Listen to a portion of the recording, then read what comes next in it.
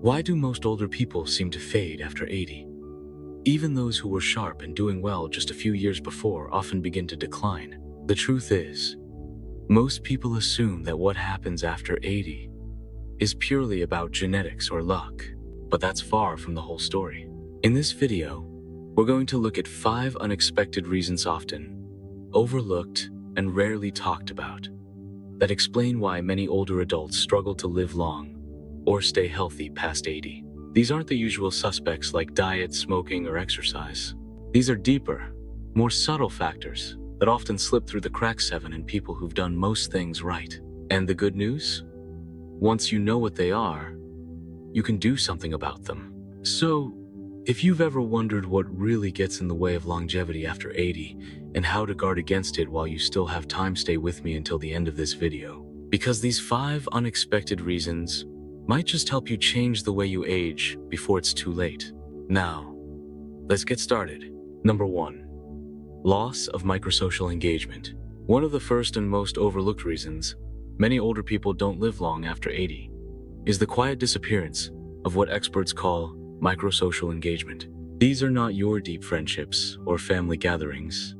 Those still matter, of course, but rather the small, seemingly insignificant interactions that used to fill your everyday life without you even noticing.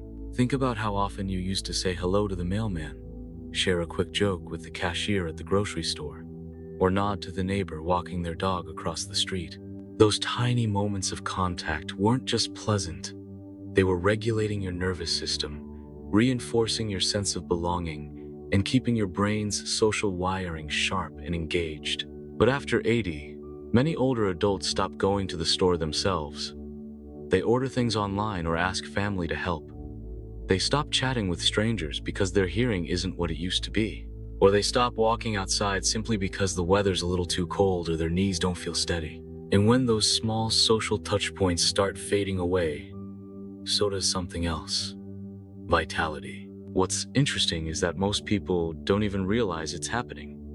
They think they're just simplifying life. But what they're actually doing is removing the low-level social interactions that stimulate brain function, elevate mood, and signal to the body that they are still part of the living, breathing, everyday world. It doesn't have to be complicated. I've known men in their 80s who stayed sharp simply because they walked to the same coffee shop each morning, said hello to the same staff, and nodded to the same 3 people on the corner. That 5-minute stretch of human connection wasn't just routine, it was lifeblood. It gave their day shape. It kept them accountable. It made them feel seen. And there's a biological cost when this disappears. The brain responds to loneliness, both the deep kind and the subtle kind, as a stressor. It changes hormone levels, raises inflammation, and weakens immunity. But most importantly, it begins to shrink the networks in the brain that are responsible for memory, attention, and emotional regulation. In plain terms, it makes you feel older, faster. So if you've found yourself not talking as much to people during the day, or if you've simply stopped going out for small errands, stopped initiating casual conversations, or started feeling invisible in your community, it's time to reverse that. Because those moments of connection, even the ones that seem forgettable, are quietly telling your brain and your body, you still matter. You're still part of something. And that message is one of the most powerful medicines for staying alive, not just in years, but in spirit. Number 2, overcautious inactivity. Another silent reason many people don't make it far past 80 is something that, on the surface, seems like wisdom: being careful. But there's a fine line between being careful and becoming overly cautious. And once that line is crossed, the consequences are rarely immediate, but always cumulative. It often begins with good intentions. Maybe you slipped on the stairs once or nearly lost your balance on the sidewalk. So, you decide to cut back on walking outside. You stop bending to reach low shelves or climbing into the back seat of the car. You sit down more and you stay sitting longer. People around you applaud your caution. Don't push it, they say. Take it easy. And before you realize it, you've created a life that's safe, but still. But here's what no one talks about. When movement stops, so does strength. And not just in your legs or arms, but in your coordination, your balance, your inner stability. Your body isn't like a machine that rests to stay efficient. It's more like a garden that needs tending. And when activity slows to a trickle, things don't just stay the same, they weaken. One of the first places it shows is the core. Most people don't realize how important those deep trunk muscles are for everything. Standing, walking, lifting, even getting out of a chair. If those muscles go unused, even for a few weeks, they shrink. And when they shrink, your balance suffers. You start to wobble, and the cycle deepens. I knew a man named Walter, 82, who stopped going on his evening walks after he slipped once on a rainy day. No broken bones, just a scare. But that scare was enough. He went from walking a mile every evening to sitting and watching television most nights. Within 6 months, he lost 10 pounds of muscle. His legs felt like jelly. His doctor warned him, but the damage had already started. Walter didn't stop because he was weak. Became weak because he stopped. Now, I'm not suggesting you ignore real risk. There are smart ways to protect yourself. Using handrails, wearing stable shoes, clearing walkways, even using a cane if it helps. But there's a difference between managing risk and surrendering to it. When fear dictates your movements, the body starts to forget how to move at all. So if you've noticed you're doing less, not because you physically can't, but because you're afraid of what might happen, pay attention to that. Ask yourself, am I protecting myself, or am I slowly disappearing? Because staying alive after 80 isn't just about not falling, it's about continuing to move, even if you have to do it more carefully, more slowly, more deliberately. Movement is how the body remembers that it's still needed. It's how your systems stay online, how your brain stays alert, and how your heart keeps pumping with purpose. And if you're still watching this video and finding these insights valuable, please comment number 2 below to let me know you're here. And if you haven't subscribed yet, I recommend you subscribe and turn on the bell so you don't miss any videos. Your support helps us continue creating good content to inform and inspire you. Now let's move forward. Number 3. Disrupted sleep cycles from irregular light exposure. There's a silent clock inside your body that doesn't tick, but it governs almost everything. Your mood, your metabolism, your immune system, even how your brain repairs itself at night. And after age 80, this internal clock, your circadian rhythm, becomes especially sensitive. One of the biggest reasons it goes off track: not enough light during the day and too much light at night. You might not notice it at first. Maybe you've started sleeping a little more during the day, nodding off in the afternoon sun. Or maybe you've stopped going outside regularly, especially in the colder months. You might turn on the TV in the evening, or leave the lights on until late while reading or watching a movie.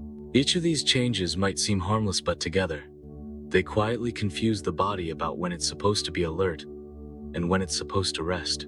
The body relies on natural light to stay in rhythm. Bright morning light tells your brain it's time to wake up, to get moving, to send energy where it's needed. And darkness at night signals, here's your text, with punctuation added to ensure clarity, natural rhythm, and improved readability. The release of melatonin, that gentle hormone that prepares you for deep, healing sleep. But when your eyes don't receive enough of that natural daytime light, or when your evenings are filled with artificial brightness from screens or lamps, your internal signals get scrambled. The result? You might find it harder to fall asleep or harder to stay asleep. You might wake up feeling groggy, even after 8 hours in bed. You might find your energy lagging throughout the day, or your memory feeling a little fuzzier than usual. And over time, that sleep disruption affects more than just your energy.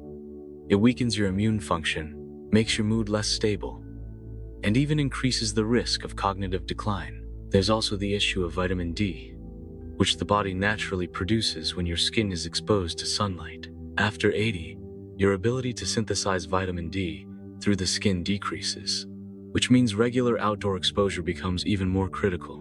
Without it, your bones, muscles, and immune system all take a hit. I once spoke with a woman named Helen, who was 84 and had been feeling increasingly tired and disoriented. Her blood work looked fine, her diet hadn't changed, and she wasn't taking any new medications. The turning point? Her doctor simply recommended she spend 20 minutes every morning sitting by the window with her blinds wide open and to turn off her screens 1 hour before bed. Within 2 weeks, her sleep improved. So did her memory. So did her mood.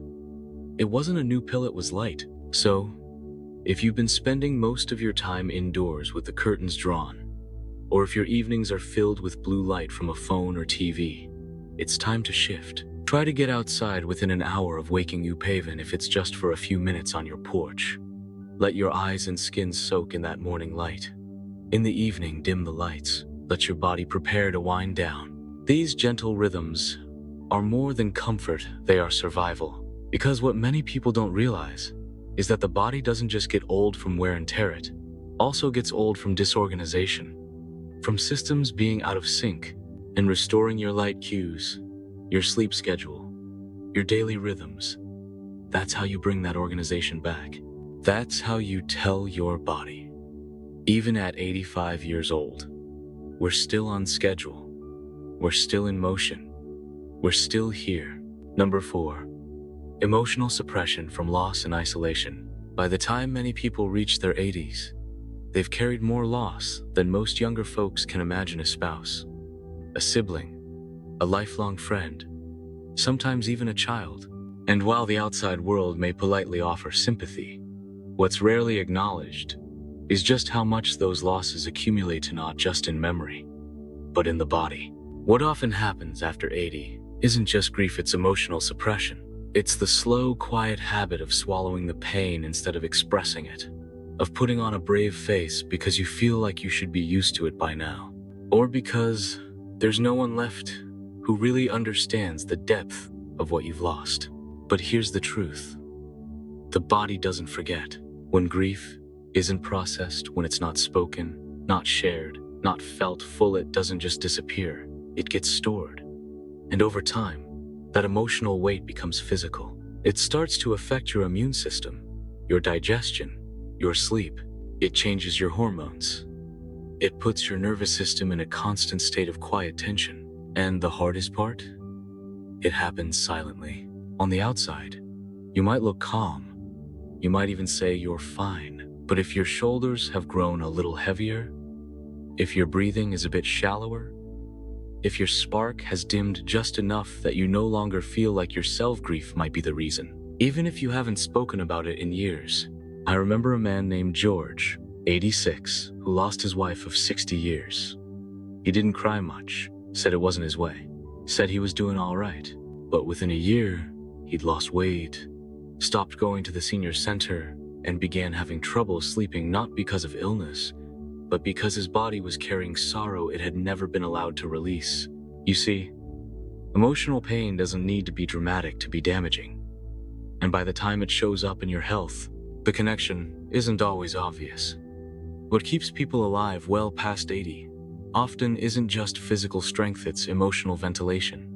It's having safe, open outlets for sadness, for fear, for longing. It's being able to say, I miss her, or I'm still angry, or I feel alone, and not being judged for it. That kind of release is what lets the heart breathe again. And when the heart can breathe, the body can heal. That's why people who live long tend to have some kind of outlet. Maybe it's a trusted friend, maybe it's a journal, maybe it's faith, or a community group, or even a therapist who helps them unpack the stories they've carried for decades. Whatever the form, the principle is the same. What gets expressed can be transformed. What gets buried festers. So, if you've been holding something in, not because you want to, but because you didn't know where to put it, it's time to make space. Not just for the sake of your emotions, but for your life. Because the truth is, the heart can only carry so much before it starts to quietly shut down. And if you want to make it well past 80, not just breathing, but alive, you have to let it feel too. If you're still watching this video and finding these insights valuable, please comment number 4 below to let me know you're here. And if you haven't subscribed yet, I recommend you subscribe and turn on the bell so you don't miss any videos. Your support helps us continue creating good content to inform and inspire you. Now, let's move forward. Number 5. Gradual loss of daily purpose. One of the most invisible reasons many people don't thrive past 80 is the slow erosion of something we often take for granted until it's gone. Daily purpose. Not life purpose in some grand philosophical way, but the simple kind. The kind that makes you get out of bed in the morning with something to do, somewhere to go, someone to see. Purpose doesn't have to be dramatic. It can be watering the plants before the sun gets too hot. It can be feeding the neighborhood cat that waits outside your door. It can be writing a letter to your granddaughter or fixing the hinge on the back gate.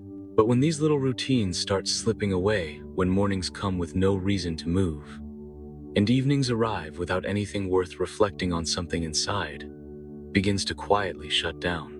The body listens to the mind, and when the mind no longer sees a reason to push forward, the body follows.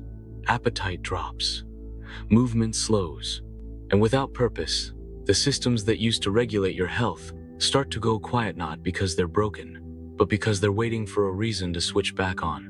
It's easy to miss because it happens gradually. Maybe your weekly bridge game got canceled. Maybe the church group stopped meeting. Maybe your family visits less often. Or your old volunteer role ended when your knees started aching. You tell yourself it's normal, that it's part of aging. But deep down, you can feel it. The days blending together, each one quieter than the last. I once met a woman named Ruth, 88, who seemed more alive than most people half her age. She wasn't wealthy. She wasn't in perfect health. And she wasn't surrounded by a big family. But she had one thing that never left her. Routine. Every Monday, she wrote postcards to shut-ins in her church. Every Thursday, she made soup and froze it for a local shelter. Every day, she sat at her window around 4:00 p.m. to watch the neighborhood kids walk home from school. She knew their names. She waved to them, and they waved back. It wasn't glamorous, but it gave her days texture. It gave her heart rhythm. It gave her life continuity. And that's the secret no one tells you. The body stays alive as long as it believes it's needed. Purpose, even the smallest, kindest, like fuel. It tells your cells to keep repairing, your organs to keep functioning, your brain to keep learning. When you lose that sense of relevance, when you feel like your presence no longer matters to anyone or anything, the flame starts to dim. That's why people who live beyond 80 with grace and vitality usually have something anchoring their day.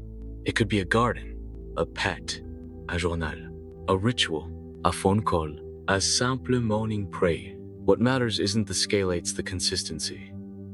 It's knowing that when you open your eyes in the morning, there's a reason to rise. So if you've been feeling a little adrift, like your days have lost shape or meaning, don't ignore it. That's not just sadness, it's a signal. Your body is asking for rhythm again, for structure, for connection, for purpose. Because at the end of the day, longevity isn't just about the heart beating, it's about the heart wanting to beat.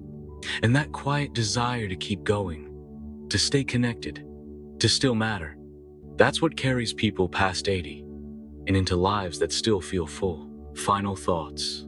As we come to the end of this video, I want to leave you with a simple but powerful truth.